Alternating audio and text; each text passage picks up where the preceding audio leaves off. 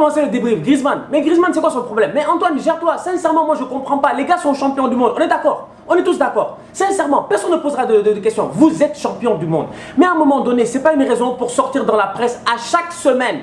Chaque semaine, l'équipe à gauche, l'équipe à droite. Je rêve du ballon d'or, je rêve pas du ballon d'or, je mange du ballon d'or, je mange à la même table que Messi et Ronaldo. Mais Antoine Griezmann, sincèrement, on te respecte tous. Je pense qu'on te kiffe tous. Le mec, c'est un très bon joueur de foot. On dira pas le contraire. Mais aujourd'hui, en toute honnêteté, Eden Hazard, il est devant toi. Non, on va être sérieux.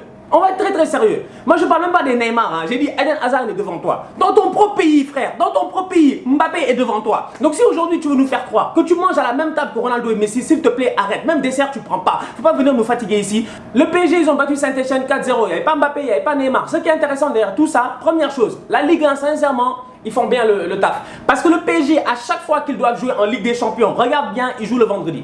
Ils jouent le vendredi ou le samedi très très tôt. En fait, la Ligue 1 gère bien son calendrier et ça aide Paris. Après Paris, on voit qu'en Ligue des Champions, finalement, ça ne les aide pas à gagner quand même. Ils jouent face à Saint-Etienne, 4-0, match facile. Faut qu'on soit honnête, faut qu'on se dise les vraies choses. Tuchel, il est pas bête. Tuchel, il comprend. Tuchel, il connaît son effectif. En fait, Tuchel, il a capté que vraiment, la Ligue 1, t'as pas besoin de forcer. Les boys Diaby et les boys Kerrer, là, vous vous rappelez le débrief il y a 2 semaines, nous en ai parlé, le banc du PSG. Tous ces boys là qu'on ne connaît pas, ils sont capables de gérer. La preuve, ils l'ont fait. 4-0 Saint-Etienne, c'était facile. D'un autre côté, leur adversaire en Ligue des Champions, c'est qui? C'est Liverpool. Liverpool joue Tottenham. Liverpool joue Tottenham, match compliqué. Match très compliqué, c'est pas la même chose. C'est pas un PSG Saint-Etienne parce que Liverpool, quand ils jouent Tottenham, ils peuvent pas mettre les Mané et tout ça sur le banc. D'ailleurs, en passant, Samba Mané là, comment Sadio Alar, non, Sadio Mané, ouais, Sadio Mané. Mais Sadio Mané. Moi je comprends pas. Sadio Mané, en fait moi sincèrement ce mec je comprends plus. Parce que Sadio qu'on a vu encore face à Tottenham, mais il est virevoltant, il est extraordinaire. Mais il est comme d'habitude tranchant. Le seul problème que j'ai avec cette équipe de Liverpool là, et j'ai l'impression qu'à un moment donné ça va coûter cher à cette équipe de Liverpool, c'est simple, c'est que devant, entre Mané et Salah, les mecs doivent être plus collectifs. Si tu as vu le match et que tu es un fan de Liverpool, c'est frustrant. C'est très très frustrant. C'est pas possible. Le nombre de fois où Sadio Mané il a le ballon, il perce, mais fais la passe frère. Salah demande, Keita demande, tout le monde demande, il attend jusqu'à la dernière minute pour mettre les ballons dans le pied de Wijnaldum. On s'entend que Liverpool individuellement ils sont très chauds. Collectivement, offensivement, il faut faire des efforts. Maintenant face au PSG, est-ce que Firmino sera là? Je sais pas. Le mec il s'est fait écorcher l'œil, genre ouais grave hein, sincèrement.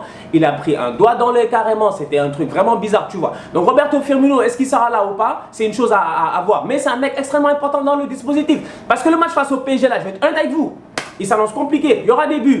Moi sincèrement, tu me donnes mon prono, je te dis 2-2. Je sais pas, j'ai un feeling, c'est le genre de match ça finit à 2-2, je peux pas te dire qui va gagner parce que je vois pas Paris perdre. Sincèrement, je vois pas Paris perdre. Parce que Paris, les boys, ils sont frais, ils sont reposés. Neymar, il a joué la semaine passée là avec le Brésil, je l'ai vu. Excellent, rien à dire. Bon, c'est des adversaires faciles, El Salvador, etc. Ils les ont tapé. Mbappé, on l'a vu durant la trêve internationale aussi. Excellent. Tuchel, il n'est pas bête, il les a mis au repos, les deux. La preuve, mardi, on verra ce que ça va donner. Donc, quand je vois ça, je me dis sincèrement 2-2. Match nul 2-2, ça va être chaud à ne pas rater. Retour de Cavani et de Di Maria, les deux en top forme. Sincèrement, Cavani déjà, bon, il recommence à marquer, ça fait plaisir de le voir. Parce que comme je dis moi, Eddie, c'est l'âme du PSG, frère. Parce que quand tu regardes bien cette équipe-là, tu te poses des questions en te disant, c'est qui le PSG aujourd'hui, en fait, réellement? Pour moi, c'est pas Verratti. Je suis désolé, c'est pas Verratti. Mbappé, c'est pas Mbappé, il vient d'arriver, il était à Monaco. Le PSG, réellement, c'est le mec qui devait être, le mec qui est là depuis le début, c'est Cavani. Thiago Silva, je le calcule pas. J'ai toujours dit, moi, Thiago Silva, j'ai un problème avec lui, c'est un problème émotionnel. Le mec, c'est pas il est pas assez solide sur le terrain. Il est pas assez fort dans sa tête. Oui, il est fort comme joueur de foot, mais dans sa tête, il n'est pas assez fort. Donc Cavani, le voir à ce niveau-là, ça fait plaisir. Di Maria, la même chose. Il continue sur le buzz de sa Coupe du Monde. Il avait fait une Coupe du Monde relativement bonne par rapport à l'Argentine. Donc quand tu vois Di Maria qui continue à marquer, etc., ça risque d'être intéressant aussi. Parenthèse Fabinho, une pensée pour Fabinho. Sincèrement, Fabinho, moi j'ai mal pour lui. Parce que Claude nous a encore dit cette semaine en conférence de presse, il a dit qu'il n'a pas de problème avec Fabinho. Il a dit Fabinho, c'est un top player, mec. Il est là. Fabinho, quand même, il a coûté 45 millions, mec. T'as acheté un joueur 45 millions, il n'a pas encore joué une seconde. Il n'est même pas sur les feuilles de match, Fabinho, le pauvre. À un moment donné, moi, je me dis, c'est difficile. Je suis d'accord avec Klopp, parce que Klopp, ce qu'il dit, c'est pas bête. Je voulais parler, je vous en ai parlé la semaine passée. Il y a la hiérarchie dans le foot. De la même manière qu'il y a la hiérarchie dans les entreprises et tout ça. Tu peux pas venir et bousculer une hiérarchie. James Milner, Henderson et Wijnaldum Jusqu'à preuve du contraire, ils sont en train de faire du bon taf. Donc aujourd'hui, en sortir un des trois dans le vestiaire, tu poses problème. Donc Fabinho doit prendre son mal en patience. J'espère qu'il va jouer bientôt parce que là, ça commence à durer. Le Barça, cette saison jusqu'à présent, ils n'ont pas perdu de match. Maintenant, là où il y a un sérieux problème en fait, c'est que ce Barça-là, il est fébrile. Non, on va être sérieux, il est très fébrile. Valverde, bon, ça fait 2-3 débriefs que j'en parle en me disant que Valverde, il se cherche encore. Je suis d'accord, mais d'un autre côté, j'ai un problème. C'est que Lopetegui aussi, il se cherche. Mais entre Lopetegui et Valverde, celui qui devrait se chercher, c'est Lopetegui et pas Valverde. Et quand je vois Valverde en ce moment, tactiquement, ce qu'il est en train de faire, c'est du tâtonnement. Sincèrement, c'est du tâtonnement. Tantôt, c'est Sergi Roberto, tantôt, c'est Semedo, tantôt, c'est les deux en même temps. Mais quelle est l'utilité de mettre Roberto et Semedo sur le même côté? Je comprends pas. Je comprends pas. Sincèrement, je comprends pas. C'est deux joueurs à profil défensif déjà à la base. Donc, offensivement, t'apportes quoi? T'apportes quoi en fait? Tu fais que doubler le même volume de jeu. Et ça, c'est totalement inutile. Et moi, j'ai un sérieux problème avec ce Valverde là parce que je me dis, le Barça, c'est une équipe en autogestion. Regardez le Barça, même les Tata Martino là qui sont pas très forts, ils sont sortis avec le Barça. Pourquoi? Parce que c'est une équipe qui a de très bons joueurs, une équipe qui a des joueurs qui sont matures. Et encore aujourd'hui, ils sont encore 2 fois plus matures. Les Messi et les Busquets et tout ça là, ils sont déter, ils sont motivés. Donc cette équipe là, en tant que telle, elle n'a pas besoin forcément d'avoir un grand tacticien derrière. Parce que la base est déjà là. Et ça, c'est la base du football catalan, c'est la base du Barça. Tout est solide. Les gars, ils savent déjà comment jouer. Ils ont une ADN footballistique. Mais maintenant, quand va venir un vrai adversaire, genre le PSV Eindhoven, et vous avez de la chance, vous ne jouez pas à l'extérieur. Parce que je vous jure, si le Barça jouait le PSV à l'extérieur, moi j'annonce une défaite du Barça. J'annonce une défaite du Barça. Parce que le PSV là, vous allez le voir, ils vont vous fatiguer. Je vous le dis, ils vont vous fatiguer. Ils vont courir à gauche, ils vont courir à droite. Ils sont extrêmement rapides. Et devant, vous connaissez Lozano, vous allez le voir. Vous allez voir Lozano, pour tous les gars qui ne se rappellent pas de Lozano, Allemagne-Mexique à la Coupe du Monde. Ils vont le voir. Moi je me dis, cette équipe du PSV là peut faire du sale. Le Barça là, à mon humble avis, sincèrement, il est en construction. C'est pas normal. Il ne devrait pas être en construction, il devrait être en vitesse de croisière. Bon, sinon, l'anglais, il va commencer à jouer quand? Parce que moi, Piqué, sincèrement, chaque fois que je le vois, je suis malade. Mention spéciale à Marc-André Ter Stegen. J'en parle pas souvent, j'en parle pas assez, mais Ter Stegen, il est fort. D'ailleurs, moi, Ter Stegen, ça m'a fait mal de le voir sur le banc. Il ne méritait pas d'être sur le banc. Je suis désolé, il ne méritait pas du tout d'être sur le banc à la Coupe du Monde. Neuer, ok, Neuer c'est un top gardien et tout. Mais aujourd'hui, ce que Ter Stegen a fait ce week-end, ce que Ter Stegen fait depuis quelques années, sincèrement, Ter Stegen, shout out à toi. La Juve a gagné 2-1 face à Sassuolo. Enfin, Cristiano a marqué. Non, sincèrement, le ketchup est sorti, c'est terminé, c'est terminé. Et moi, je vous dis, non seulement il a marqué, mais en plus de ça, il était heureux, mec. T'as vu à la fin du match? En fait, Ronaldo, moi, ce qui me plaît avec lui, sincèrement, hein, parce qu'il y a beaucoup de choses qui me plaisent pas avec lui. Ça, vous-même, vous le savez. Je l'ai clashé il n'y a même pas 2 semaines sur sa réaction par rapport à Modric. Mais là, sur le coup, quand même, il a l'humilité de venir et de nous dire que lui-même, il a stressé. Il a dit lui-même, il a stressé, quoi. Lui-même, il paniquait parce qu'il se disait, ça va rentrer quand? Finalement, c'est rentré sur un but 100% Ronaldo. Typique Ronaldo, tap in, le ballon est venu, il a traîné sur le poteau et tout, il a mis le tap in. Maintenant, par rapport au tap in, il y en a qui vont critiquer, qui vont dire ouais c'est un tap in, c'est un but de Ronaldo, etc. Je suis d'accord, c'est vrai. Mais d'un autre côté, il faut voir l'action. On va être sérieux, dans une surface de réparation, de tous les joueurs de football au monde entier, il n'y en a pas un qui est plus alerte que Cristiano Ronaldo dans une surface. Il n'y en a pas. Il n'y en a pas. Il n'y en a pas. Regardez le corner, le mouvement du joueur. Ronaldo, en fait, il rentre, il sort, il regarde, le ballon est en train de traîner, le ballon tape la jambe, il y a tête du défenseur, Mandzukic est là-bas, etc. Il ne regarde que le ballon. La seule chose qui l'intéresse, c'est la balle. L'essentiel, c'est quoi? Qu'elle dépasse la ligne. Et c'est ce qu'il a fait. Et moi, c'est ça que je kiffe chez ce gars-là, en fait. C'est qu'il est très pertinent. Il est très, très pertinent, Cristiano Ronaldo. Et derrière, quand il y en a un qui sort, 2 sortent, et après 3 sortiront et 4 sortiront. Et moi, derrière moi, je me dis, si tu es fan de la Juve ou tu es fan de Cristiano Ronaldo, tu sais son prochain match, c'est où? C'est en Espagne. Il rentre à la maison. Il rentre à la maison. Il va à Valence. Juventus-Valence en Ligue des Champions, là, ça va être extraordinaire. Parce que Ronaldo, enfin, son compteur est débloqué juste avant de retourner en Espagne, dans des stades qu'il connaît bien. Parce que la Mestalla à Valence, les gars, ils connaissent. Il en a claqué des doublés et des triplés là-bas. Moi, je me dis, je pense que Valence, en Ligue des Champions, là, ils vont galérer face à la Juve.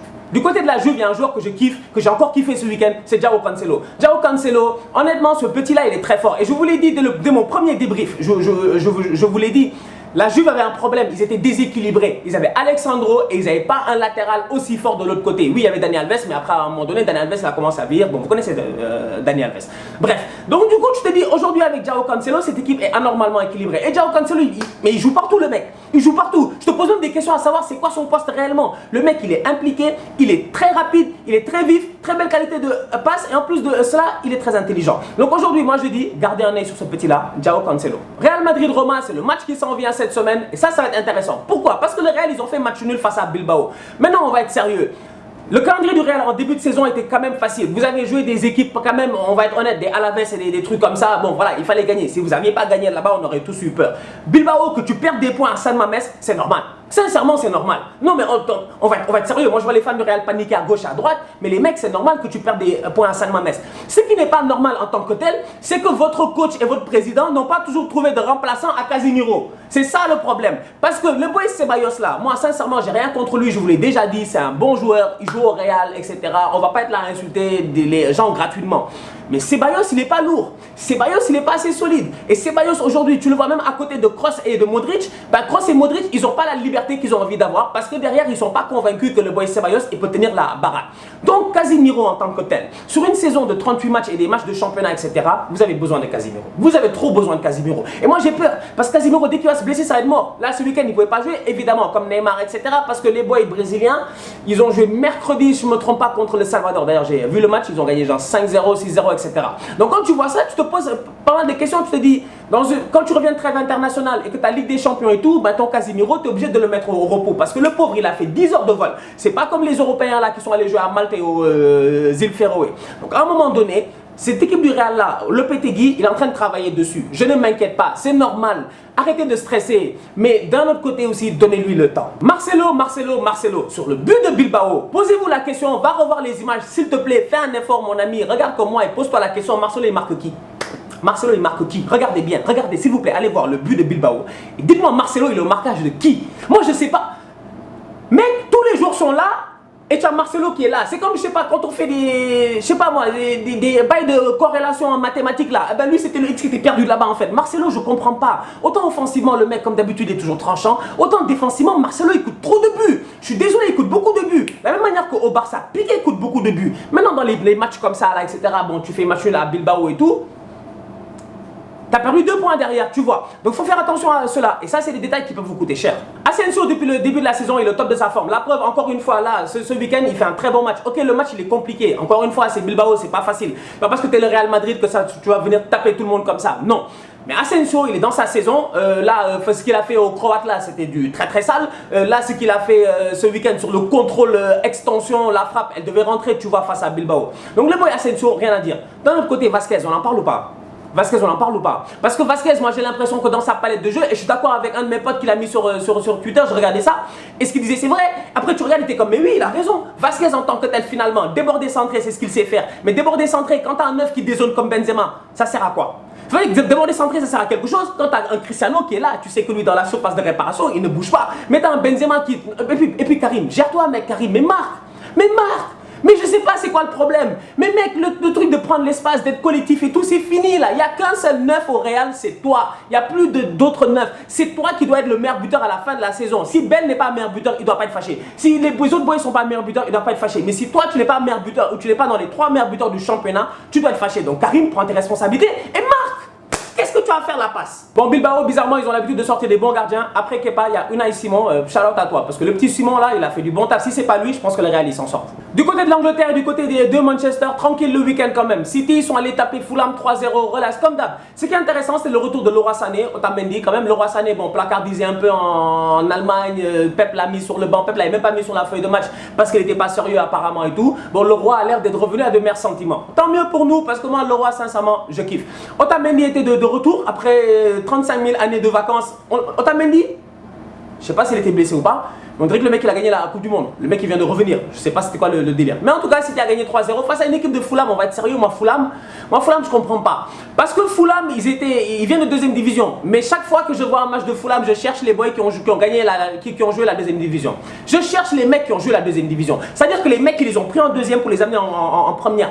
Parce que moi sur le terrain, je vois que des Chorleux et des je sais pas quoi et des Vieto et des trucs comme ça. Donc finalement, je te rends compte qu'ils ont fait un gros mercato, mais la cohésion, elle n'est pas là. Prochain adversaire de Manchester City en Ligue des Champions cette semaine, c'est Lyon. Lyon, ça va pas. Parce que Lyon, ça enchaîne les matchs nuls. Lyon, honnêtement, c'est la galère pour le moment. Maintenant, à savoir, est-ce qu'en Ligue des Champions, ça va être différent? Rendez-vous face à Manchester City. José Mourinho a gagné. Ah ouais, moi je vous l'ai dit. Mourinho. Chaque fois, je me dis ça. Ouais, le jour où Mourinho pense à retraite, moi je pense que je vais tomber en dépression. Je vais m'emmerder. Ma vie n'aura plus de sens. Moi, Mourinho, c'est lui qui rend le championnat intéressant. Mourinho est venu en conférence de presse pour nous dire ouais, Les gens qui pensent, qui se lèvent le matin et qui pensent à moi, ou qui pensent à Manchester United, ils ont qu'à se gérer parce qu'il y a d'autres choses plus intéressantes dans la vie, il faut profiter de la vie et tout. J'ai dit, si tu vas dire si tu cherches un moyen de dire aux supporters de United que tu ne gagneras pas le championnat cette année, mais dis-leur je ne gagnerai pas le championnat cette année, n'essaie pas de chercher des jeux de mots et tout. José, sincèrement, j'ai toujours dit, tu es un champion. D'un côté, United jouait contre Watford. Match compliqué parce que Watford venait avec 4 victoires. United derrière, il fallait qu'ils assurent, ils ont géré 2-1. Chaque équipe a eu ça à mi-temps. Maintenant, Manchester, ce qui est intéressant derrière tout ça, c'est qu'ils ont gagné déjà, ça c'est bien. Deuxièmement, ils ont gagné avec la manière, ça c'est bien aussi. Et troisièmement, j'ai l'impression que peut-être que psychologiquement, ça leur a fait du bien de battre une équipe comme Watford, qui en ce moment était en pleine forme. Maintenant, derrière du côté de Watford, on va en parler et j'en reparle encore. Qui va sauver le soldat Doucouré?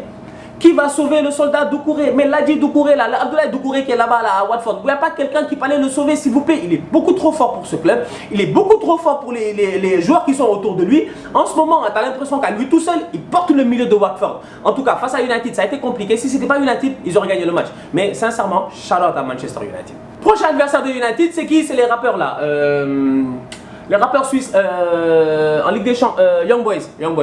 Du côté des équipes d'Europa League, bon écoutez, Arsenal tranquille, on a gagné 2-1 face à Newcastle. On va être sérieux, Ozil, 200e match, il a marqué enfin, mais Ozil sincèrement sur le terrain, incolore, inodore, comme d'hab, moi je le dis et je le répéterai. Granit Xhaka, je l'insulte tout le temps, mais il a mis un coup franc. Ah ouais, Granit, ça sincèrement tu nous as sauvés parce que là le match était compliqué. Granit est venu, il a mis une bête de patate pied gauche en pleine lucarne. Heureusement qu'il a une patte gauche, ce petit là, parce que sur le terrain, encore une fois, il y a Walou. D'un autre côté, Torreira, je me pose des questions. Il rentre toujours à la 45e. United, il va jouer quand Torreira les 90 minutes? Chelsea, ils ont joué contre Cardiff, 4-1, facile, sincèrement le match, il n'y a rien à dire. Un seul mec, Eden Hazard. On va être sérieux, Eden Hazard en ce moment, c'est le meilleur joueur du championnat. C'est le meilleur joueur du championnat. Et quand je vois le match que Giroud a fait à côté, j'ai envie de dire que Giroud, en fait, c'est lui le Robin au Batman de Eden Hazard. Parce qu'à un moment donné, Morata, j'en peux plus. Sincèrement, mais attends, t'es fan de Chelsea, t'es pas frustré toi de voir Morata sur le terrain à chaque fois? Mais il a aucun mouvement, le petit. T'as vu Giroud? Mais Giroud, mais merde, mais Giroud, on dirait. Mais Giroud a dépassé Zidane, c'est fini. C'est fini. Tu sais, il était au même niveau que Zizou. On dirait que c'est une genre de malédiction bizarre, il a pas marqué en Coupe du Monde. Là, il a dépassé Zizou. Laisse tomber. Il a dépassé Zizou avec une belle reprise de volée. Laisse tomber. C'est une passe décisive de Benjamin Mendy. Laisse tomber. Je vous dis, Olivier Giroud, j'ai l'impression que là, Morata, il va toucher le banc, mais grave. Mais grave. Parce que Giroud et Hazard, ce week-end, c'était parfait. Les ententes, les mouvements et tout, rien à dire. Et Giroud, t'as l'impression qu'il est. Morata, j'ai l'impression que c'est un joueur en plus sur le terrain, genre qui bloque l'espace. Mais Giroud, vraiment, il libère de l'espace. Il fait une super passe décisive à Eden Hazard. Le ballon vient, t'as l'impression que le ballon est perdu. Il réussit à la toucher au dernier moment. Il fait juste une touche pour réorienter le ballon. À un moment donné, t'as une action. Mais un trio de talonnades s'il vous plaît. Mais Pedro talonnade pour Giroud, talonnade qui donne à Kovacic qui va rater devant les buts. Pour dire à quel point cette équipe de Chelsea là, moi je vous dis, je sais pas moi, bizarrement je la regarde. Allez, je me dis jusqu'à présent, on ne parle pas des lacunes défensives de David Luiz. Parce que David Luiz, je vous le dis, moi, il n'est pas serein. Il n'est pas bon, il n'est pas serein. Moi, David Luiz, sincèrement, je me pose encore des questions. Oui, il est là sur le terrain, mais j'ai l'impression que si Sarri pouvait faire mieux, il aurait fait mieux. D'ailleurs, en passant Sarri, je kiffe. Parce que Sarri est très intelligent. Et Sarri, il sait comment calmer le jeu. Oui, Chelsea est sur 5 sur 5. Oui, Chelsea est en pleine forme. Oui, Chelsea est en pleine bourre. Il arrive en conférence de presse, on lui dit qui peut être champion, il dit City. Il dit c'est ça, il dit City ou Liverpool. Et derrière, il dit pas City ou Liverpool comme ça. Tu vois l'honnêteté dans sa face. Il dit, j'ai une bonne équipe. Ils sont forts.